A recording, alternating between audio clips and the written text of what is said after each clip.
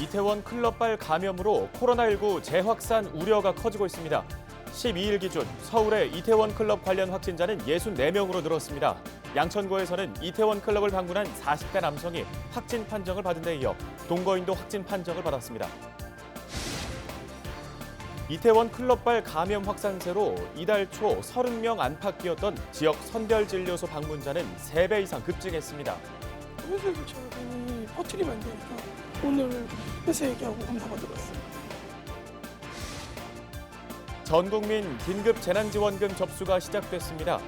15일까지는 온라인 오부제 신청이고 18일부터는 주민센터나 은행 등을 통한 현장 신청이 가능합니다.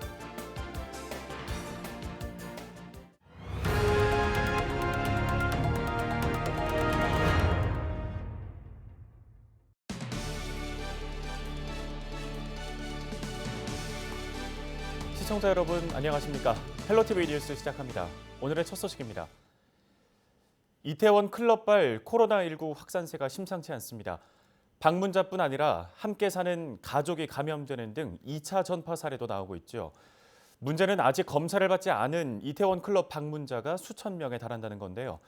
서울시는 11일 익명 무료 검사를 실시한 데 이어 기지국으로부터 이태원 방문자의 명단을 파악하고 인권 보호를 위한 조치도 새롭게 내놨습니다. 심다혜 기자가 취재했습니다. 서울의 코로나19 확진자가 하루 새 20명 늘었습니다. 모두 이태원 클럽 관련입니다. 클럽 방문 당사자와 가족 지인 등을 포함한 수치로 양천 22번 환자의 동거인 1명도 11일 확진 판정을 받았습니다. 앞서 양천 22번 환자는 지난 5일 이태원 클럽에 방문했고 지난 10일 코로나19 양성 판정을 받은 바 있습니다. 문제는 아직 코로나19 검사를 받지 않은 이태원 클럽 방문자가 수천 명에 달한다는 겁니다. 정부가 이태원 일대 클럽 등 인근 업소를 방문한 사람에 한해 무료로 진단검사를 받을 수 있도록 하고 있는데 방역당국이 파악한 이태원 클럽 방문자 5천여 명 중 절반 이상이 연락 두절 상태입니다. 서울시는 기지국의 협조를 받아 이태원 인근에 있던 1,905명의 명단을 확보했다고 밝혔습니다. 12일 문자 메시지를 보내 자발적 검사를 권고했습니다. 시는 또 검사 과정에서 개인정보가 유출되는 등 인권 침해 사안이 발생할 경우 시민인권보호관이 조사를 진행하도록 합니다. 11일부터는 본인이 원할 경우 전화번호만 확인하는 익명검사도 실시하고 있습니다. 익명검사를 실시한 이후에 5월 10일 약 3,500건이던 검사 건수가 5월 11일 6,544건으로 2배가량 대폭 증가했습니다. 익명검사는 자발적 검사를 이끌어내는데 큰 효과가 있는 것으로 판단합니다.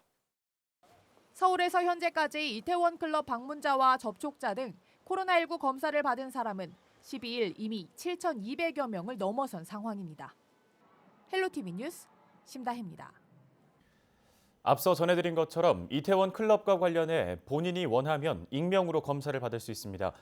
서울시는 익명검사를 시작한 이후 코로나19 검사 건수가 2배가량 증가했다고 밝혔는데요. 우리 지역의 선별진료소의 상황도 마찬가지입니다. 한산했던 선별진료소는 다시 검사를 받으려는 사람들로 북적이고 있습니다. 관련 영상 먼저 보시죠. 은평보건소에 설치된 선별진료소입니다. 이른 오전임에도 불구하고 제 뒤로 보이는 것처럼 많은 사람들이 코로나19 검사를 받기 위해 이곳 선별진료소를 찾았는데요. 이태원 클럽 관련 확진자가 나오기 전에는 하루 5, 60명이었던 방문자는 현재 3배 이상 급증했습니다. 5월 6일 날. 삼겹살 네. 회사에서 제가 괜히 퍼뜨리면 안 되니까 오늘 회사 얘기하고 검사받으러 왔어요. 최근에 친구들하고 그 용산에 놀러 갔었어요? 이태원 맥도날드. 증상이 좀 있어가지고 제가 많이 돌아다니는 직업이어서 걱정이 돼서 검사 받으러 왔어요. 11일 기준 양천 은평보건소 선별진료소를 방문한 사람은 양천은 130여 명, 은평은 239명입니다. 이 중 이태원 관련 진단검사는 양천 100건, 은평 200건인데요.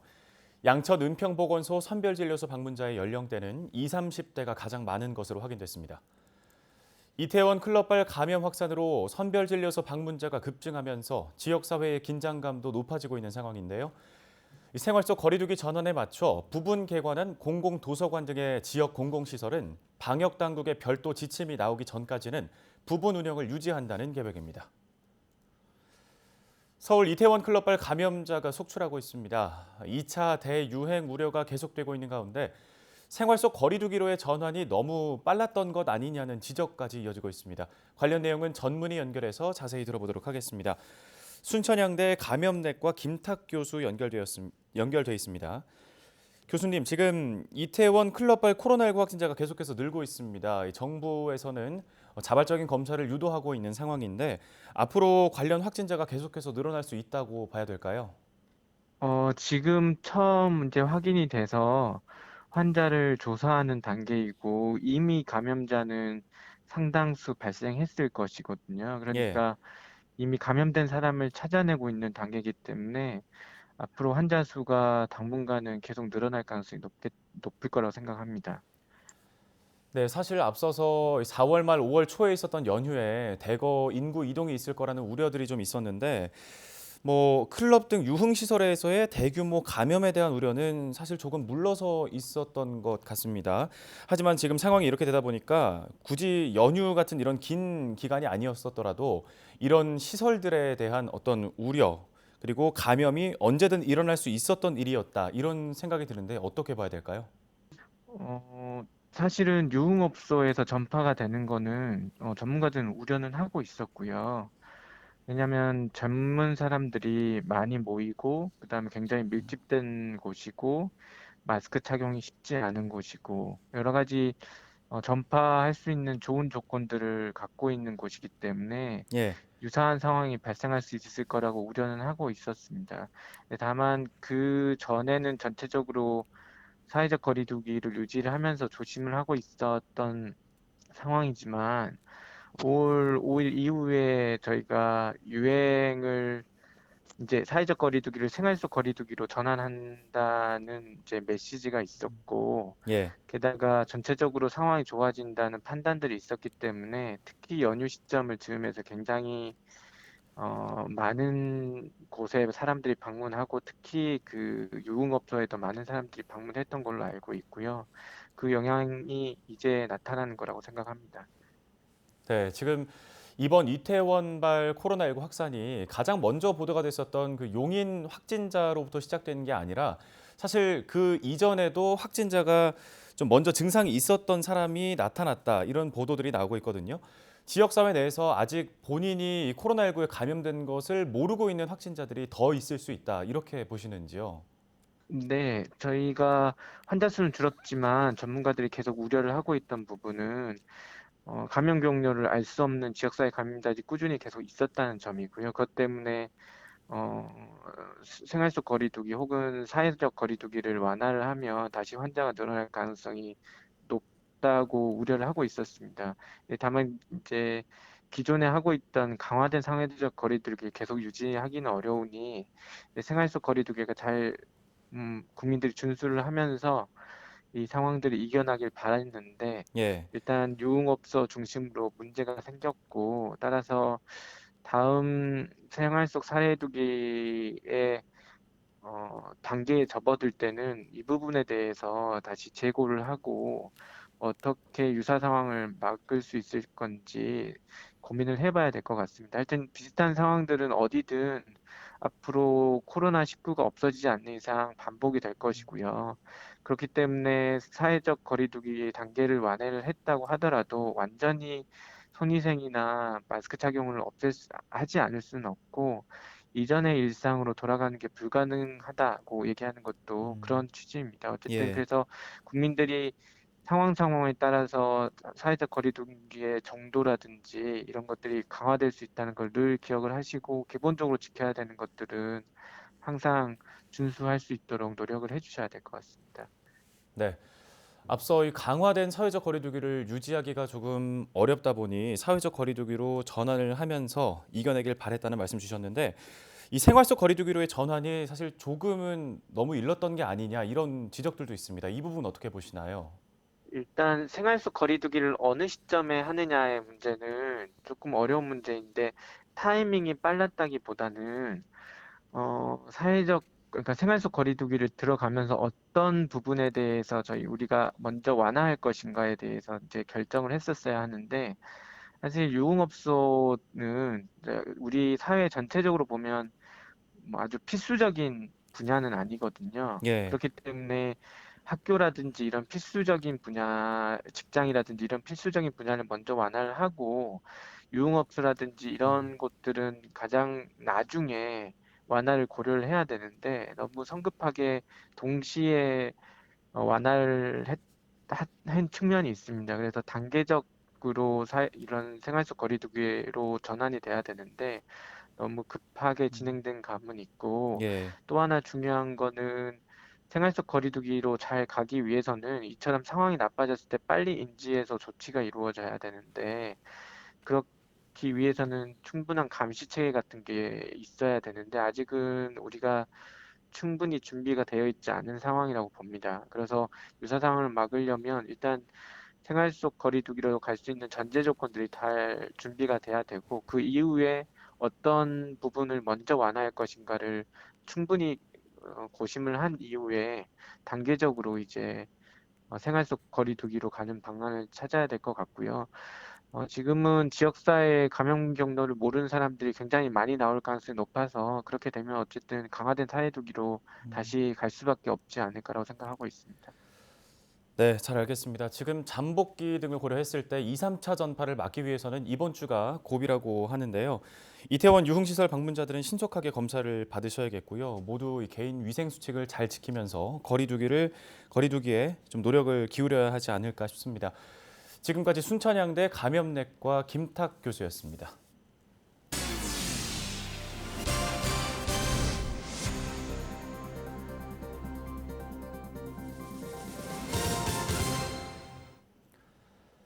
정부의 긴급 재난지원금 온라인 신청이 11일부터 시작됐습니다. 개인이 아닌 가구 단위로 지급되는 만큼 세대주가 신청해야 하는데요. 오는 15일까지는 공적 마스크 오부제의 요일제 방식이 적용되며 주말인 16일부터는 출생연도와 상관없이 누구나 신청할 수 있습니다. 오는 18일부터는 주민센터나 은행 등을 통한 현장 신청도 가능합니다. 역시 온라인 신청과 동일하게 오부제를 시행하는데요. 긴급 재난지원금은 전통시장과 주유소, 편의점, 미용실과 학원 등 카드 결제가 가능한 대부분의 장소에서 사용할 수 있습니다. 다만 백화점과 면세점, 기업형 슈퍼마켓, 유흥업이나 레저업 등 업종에서는 사용이 제한됩니다. 정부 긴급재난지원금은 올해 8월 31일까지 모두 써야 하며 그때까지 다 쓰지 못한 잔액은 소멸됩니다. 신청 첫날인 11일 오후 9시 기준 전국적으로 171만 6,121명의 세대주가 1조 1,556억 4,500만 원을 신청한 것으로 파악됐습니다. 서울 시민 10명 중 6명은 코로나19 상황이 서울보다 전국 상황이 심각하다고 느끼는 것으로 파악됐습니다. 서울연구원은 서울 시민 코로나19 위험인식 설문조사를 진행했는데요. 설문조사 결과 서울 시민 76.5%가 서울시의 대응을 신뢰한다고 답했고 응답자의 47.4%는 코로나19 상황이 심각하다고 느꼈다고 답했습니다. 서울보다 전국의 상황이 심각하다고 느낀 응답자는 58.2%로 파악됐습니다. 코로나19에 대한 경각심이 가장 높은 연령대는 30, 40대인 것으로 나타났는데요. 이번 조사는 서울에 사는 만 18세 이상 성인 813명을 대상으로 시행됐습니다.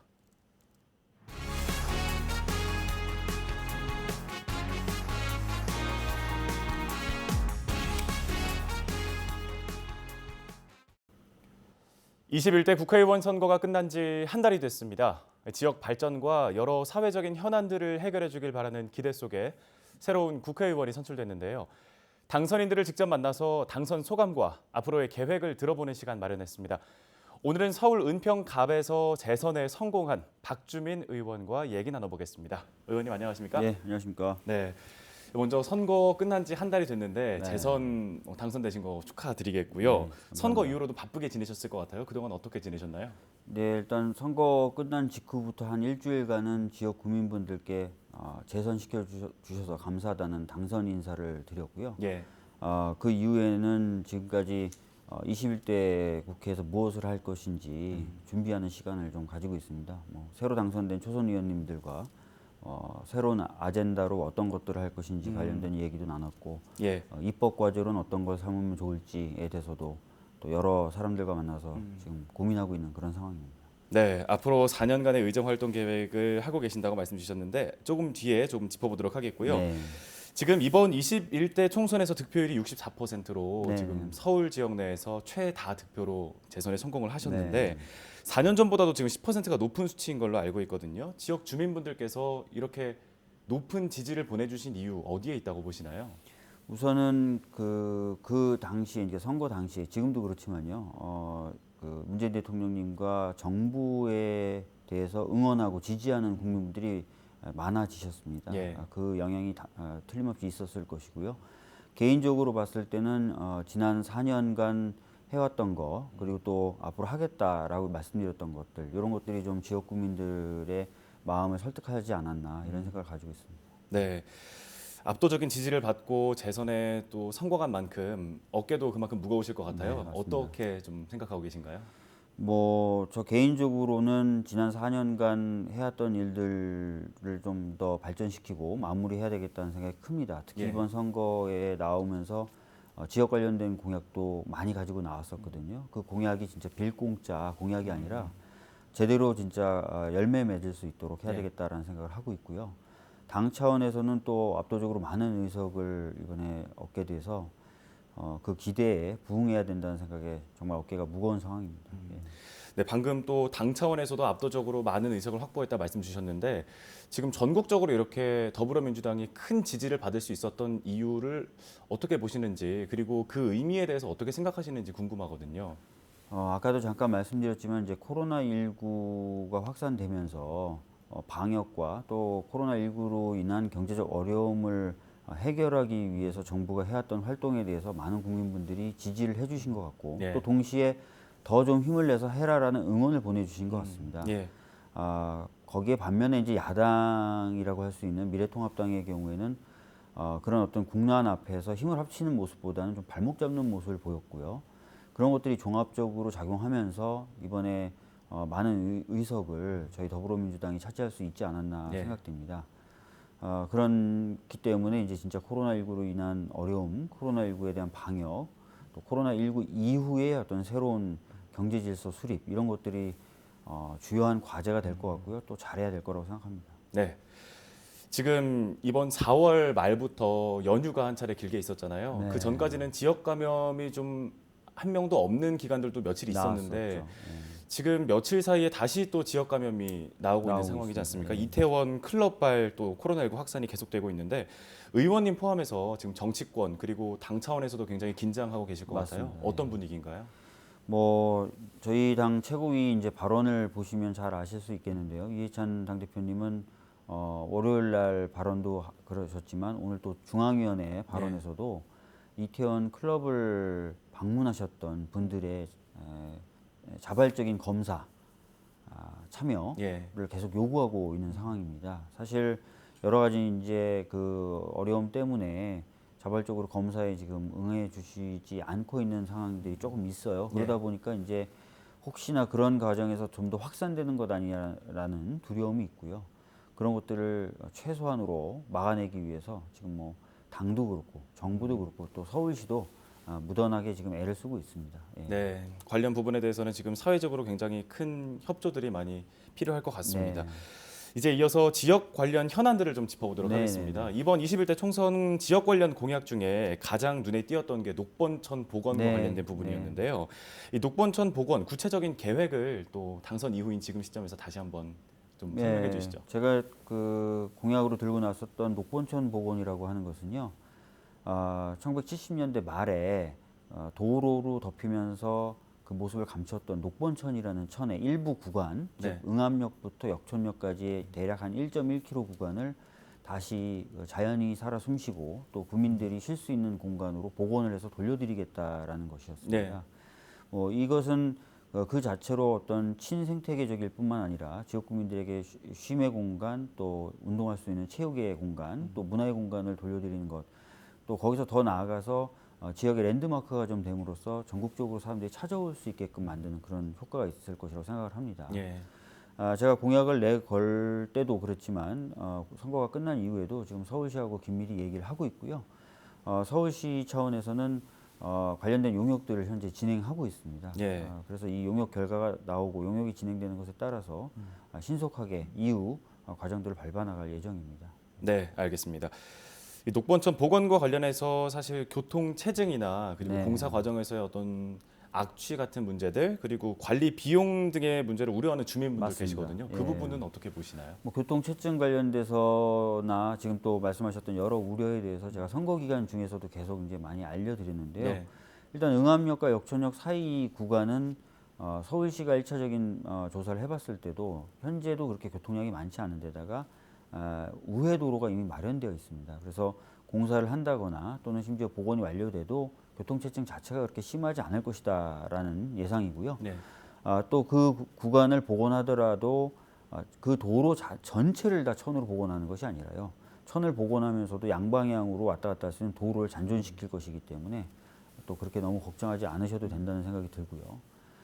그다음에 이제 관리비의 문제는 지금도 이제 불광천의 경우에 이제 물이 부족하다 보니까 한강에서 끌어올려서 흘려보내는데 그 상태에서 불광천을 위해서 끌어올리는 그 물을 네. 수평으로 약 한 700~800m 더 이제 끌어올리는 거거든요. 네. 그래서 그다지 그렇게 추가 비용이 많이 발생하지 않을 것이다라는 것이 판단입니다. 그다음에 마지막으로 뭐 악취 문제라든지 이런 것들이 발생할 수 있습니다. 공사 초기에는 예. 먼지도 좀 날릴 수 있고요. 그래서 최대한 공사를 시작하면 좀 빨리 끝낼 수 있도록 그런 것들은 이후에 이제 공사가 시작되면은 충분히 저희들이 감안하겠다라는 말씀을 드리겠습니다. 네, 잘 들었습니다. 또 하나 지역에 굉장히 좋은 소식이었죠. 서울혁신파크에 네. 이제 시립대학교 은평 네. 캠퍼스가 네. 들어서는 소식. 이 부분에 대해서 어떤 구상 좀 가지고 계신지 궁금합니다. 뭐 제가 선거 때도 말씀드렸지만 이미 확정이 된 것이죠. 예. 서울시립대의 교양학부 과정이 혁신파크라고 불리는 옛 보건원 자리로 옮겨옵니다. 그것을 위해서 지금 서울시에서는 태스크포스 팀이 이미 만들어져서 어떤 형태로 들어오는 것이 가장 좋을 것인가를 논의하고 있고요. 동시에 이제 서울연구원이라고 하는 서울시의 대표적인 연구 기관도 옮겨오고요. 예. 또 글로벌 오픈 캠퍼스라고 하는 캠퍼스라고 하니까 많은 분들이 이게 대학인가 이렇게 생각하시는데 그거 아니라 컨벤션 시설이에요. 예. 국제회의까지 가능한 컨벤션 시설도 동시에 오는 것으로 확정이 됐습니다. 그래서 2025년 정도에 3개의 시설이 동시에 오픈하는 것으로 그렇게 되어 있는데요. 예. 아까 말씀드렸던 대로 이 나머지 2시설의 경우에도 서울시의 태스크포스가 만들어져서 열심히 지금 논의하고 있고 그 과정에 이제 저희 은평 구민들의 의견을 반영하기 위한 구조도 만들어 가고 있는 상황입니다. 예. 네. 관련해서 좀 뭐 좋은 시설들이 들어서는 것도 당연히 좋은 일이겠지만 크게 또 저희가 기대하고 있는 부분이 이 사람이 몰리게 되면 그만큼 지역의 경제가 활성화되는 그런 맞습니다. 부분들이잖아요. 예. 어느 정도 이렇게 연간 따졌을 때 사람들이 몰릴 것으로 예상하시나요? 저희들이 그거를 막 지금 당장 뭐 구체적으로 몇 명이다 또는 경제적 유발 효과가 얼마다라고 말씀드리기 어려운 게 이제 그 3가지 시설이 어떤 형태로 들어오는지나 이런 것들 아직 지금 결정이 안 됐기 때문에 들어오는 거는 확정이 됐지만 구체적으로 네. 어떻게 들어오는지가 확정이 안 됐기 때문에 그런데 이제 저희들이 관련돼서 토론회를 했었어요. 그래서 이제 그 시립대 일부 과정이 이전되어 오면 분명히 대학가가 형성이 될 텐데 네. 어떨 것 같냐라고 했을 때 여러 전문가들이 토론회에서 발제한 내용을 토대로 보면은 상당히 큰 경제적 파급 효과가 있을 거고 주변 상가에 어떤 활기를 불어넣는 데는 대단히 효과적일 것이다라는 이야기를 들었습니다. 네. 그래서 그런 부분도 저희들이 놓치지 않고 챙겨가야 되는데요. 대학가도 제가 그때 토론회 때 들어보니까 여러 가지 형태가 있더라고요. 뭐 문화를 중심으로 한 대학가도 있는 반면에 네. 주로 소비만을 하는 대학가도 있고 그래서 이왕이면은 경제적 활력과 더불어서 지역 구민들에게 문화적인 어떤 효과도 줄 수 있는 그런 대학가가 돼야 되지 않나라는 네. 개인적인 생각을 가지고 있습니다. 그래서 이런 부분에 대해서 좀 더 지역 주민들 의견을 좀 수렴을 해서 만약에 문화가 좀 가미된 또는 문화가 중심이 된 대학가가 돼야 된다라는 의견이 모여질 경우에는 2025년 개교 전에 그런 문화가 중심이 되는 대학가가 조성될 수 있는 기반 시설들을 미리 좀 깔아놔야 됩니다. 네. 문화적인 시설들을. 그래서 그런 작업들을 하려고 지금 고민하고 있는 상황입니다. 네, 알겠습니다. 말씀하신 대로 좀 바람직한 모습의 상권 그리고 대학가가 형성되기를 바라겠습니다. 또 하나 이제 오랜 시간 주민들의 수건 사업인 서부 경전철과 관련된 진행 사항도 좀 짚어주실까요? 네, 사실 서부경전철 같은 경우에 너무 오랫동안 말만 나오고 진행되지 않다 보니까 지역 구민들께서는 이것을 단순히 선거용 하나의 공약이다 그렇게 생각하시는 분들도 많았습니다. 네. 심지어 제가 서부선 곧 됩니다라고 말씀드리면 이거 또 선거가 돌아왔구만 이렇게 얘기하시는 분들도 계신데 사실 제가 이제 국회의원이 되고 나서 이 서부선 관련된 여러 가지 진행 상황을 체크해 보니까 좀 제대로 진행되고 있지 않았습니다.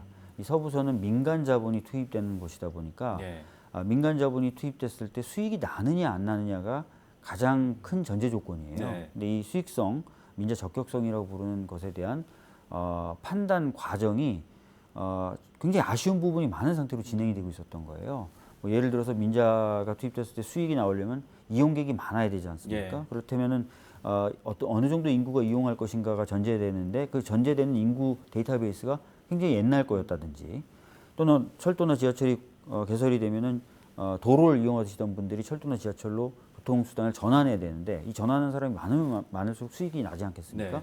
이 전환하는 사람의 숫자를 계산해내는 산식이 옛날 거였다든지 이런 식이었어요. 그래서 한 1년 또는 1년 반 정도 지속적으로 문제 제기를 해서 이 두 가지 문제를 시정을 했습니다. 그래서 작년 말부터 순조롭게 진행이 됐고 올해 상반기, 그러니까 6월이죠. 6월에 민자 적격성 조사 결과를 최종적으로 확정 발표하게 되어 있습니다. 그래서 그렇게 되면은 더 이상 이 사업이 뭐 간다 만다, 뭐 또 안 갈 거다 이렇게 되는 얘기는 이제 필요 없는 논쟁거리가 될 것 같습니다.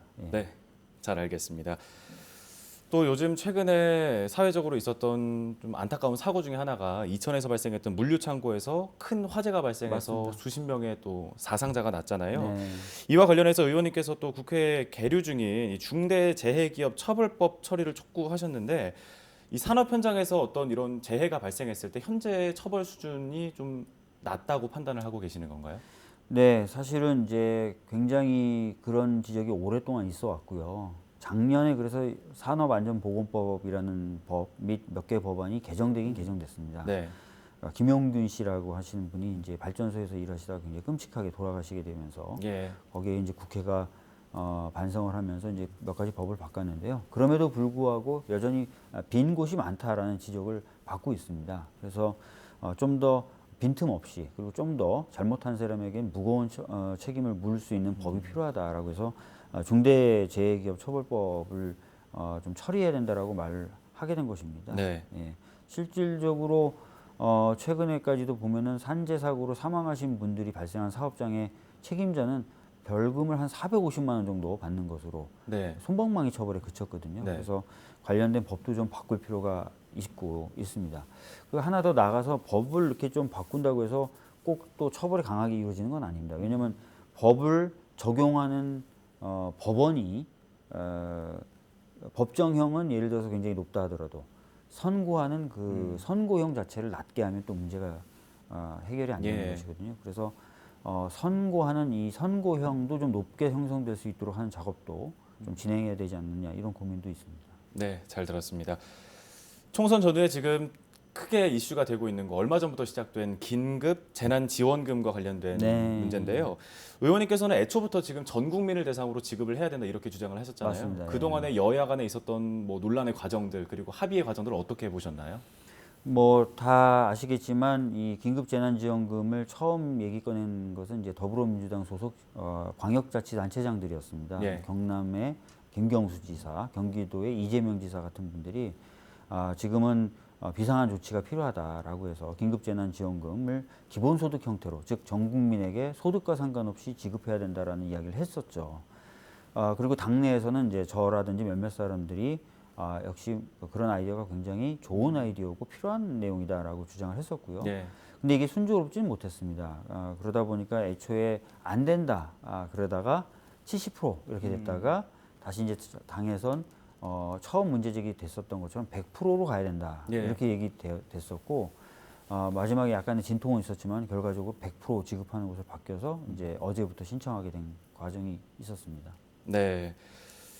조속하게 좀 지급이 돼야 꼭 실효성이 있는 그런 요거는 정책인 만큼 오늘 제가 좀 봤더니요.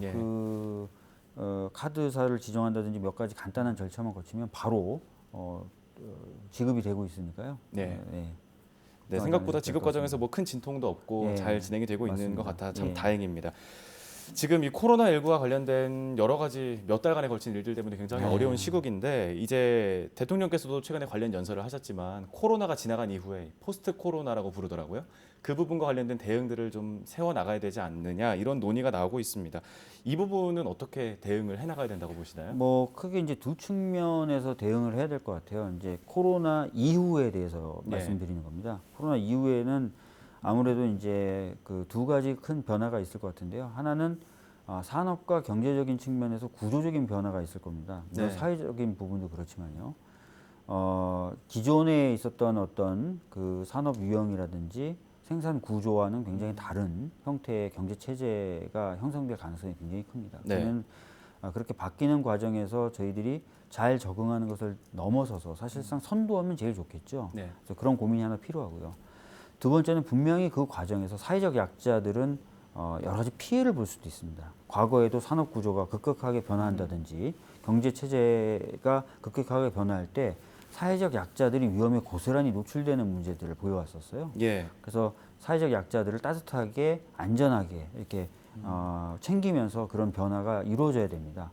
실질적으로 그렇게 사회적 약자들을 보장해 안전하게 챙겨주지 않으면 변화에 우리가 급격하게 적응하기도 어려워요. 예. 사회적인 혼란이 일어나기 때문이죠. 그래서 두 가지가 따로 뗄 수 없는 문제거든요. 그래서 두 가지 측면에서 여러 가지 고민을 해야 되고, 그래서 대통령님도 산업적인 측면에서는 비접촉 산업인 디지털 산업을 좀 강화해야 되지 않겠느냐라는 말씀하셨고, 동시에 안전망 측면에서는 고용보험의 전국민 확대를 단계적으로 해나가기 위한 기초를 좀 마련해 나가자, 이런 말씀들을 계속 하셨던 겁니다. 네, 앞으로 이 부분과 관련해서는 계속해서 좀 논의가 이어져 나가야 될 부분이라고 생각이 들고요. 네. 지금 지난 20대 국회가 뭐 안 좋은 오명들이 많이 있었죠. 식물국회, 동물국회 이렇게 일 안 하는 국회로 좀 생각이 많이 됐는데 세비를 일하지 않는 국회의원들의 세비를 삭감해야 된다. 뭐 관련된 법안도 주장을 네, 하셨고 됐습니다. 예. 앞으로 21대 국회에서는 이런 부분들 어떻게 개선이 돼야 된다고 보시나요? 사실 이제 20대 국회는 입법 성과라는 측면에서 봤을 때는 그렇게 자랑스럽게 이야기할 만한 국회는 아닙니다. 네. 이건 입법 성과만으로 국회를 평가하기는 어렵거든요. 다른 일들의 경우에는 또 20대 국회가 전에 있었던 국회와는 달리 성과를 낸 부분이 있긴 있습니다. 하여튼 근데 입법 성과라는 측면에서는 그렇게 내놓을 만한 성과가 별로 없는 건 또 사실입니다. 예. 그래서 좀 더 일을 좀 많이 해야 되고요. 특히 코로나19 이후에 아까 말씀드렸던 대로 사회와 경제가 급격하게 변화가 되지 않겠습니까? 그럼 그런 것을 우리가 적응하고 또는 선도하기 위해서는 더 많은 변화를 유연하게 또 빠르게 해나가기 위한 법들을 새로 빨리 만들고 빨리 고치는 작업을 해야 되는데 다 네. 그게 국회가 하는 일이거든요. 결과적으로 21대 국회는 20대 국회와 달리 입법이라는 측면에서 굉장히 많은 일들을 해야만 되는 국회입니다. 그래서 그걸 하기 위한 기초를 좀 마련해 둘 필요가 있어요. 그래서 회의 일정이나 안건 결정을 좀 시스템화하고, 그렇게 결정된 회의 일정과 안건 처리에 너무나 불성실하게 참여하는 그런 의원에게는 일정 정도 불이익 정도는 줘야 되는 것 아닌가. 네. 이 부분에 대해서 많은 국회의원들도 이미 동의하고 있고, 특히 국민분들도 많이 요구하고 계시기 때문에 어느 당이 됐거나 이 과제를 허투루 여기진 않을 것이라고 생각합니다. 네, 잘 알겠습니다. 끝으로 지지해준 주민분들께 한 말씀 부탁드리겠습니다. 예, 사실 지난 4년 제가 국회의원으로 활동하면서 잘했던 부분도 있겠지만 또 못했던 부분도 많았을 것입니다. 그런 부분에 대해서 따끔하게 말씀도 해주시는 동시에 또 다시 일할 기회를 주셔서 진심으로 감사드리고요.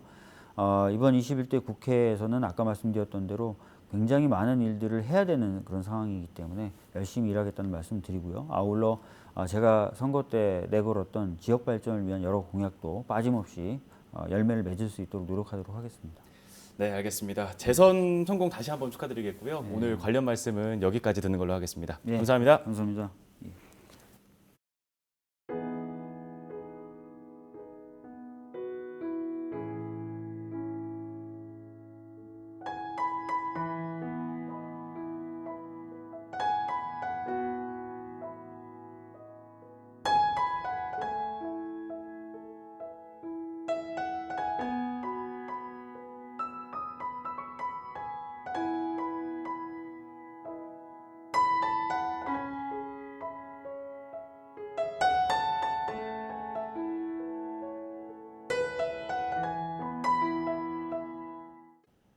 헬로티비 뉴스는 언제나 지역 주민 여러분 곁에 있겠습니다. 함께해 주신 여러분 고맙습니다.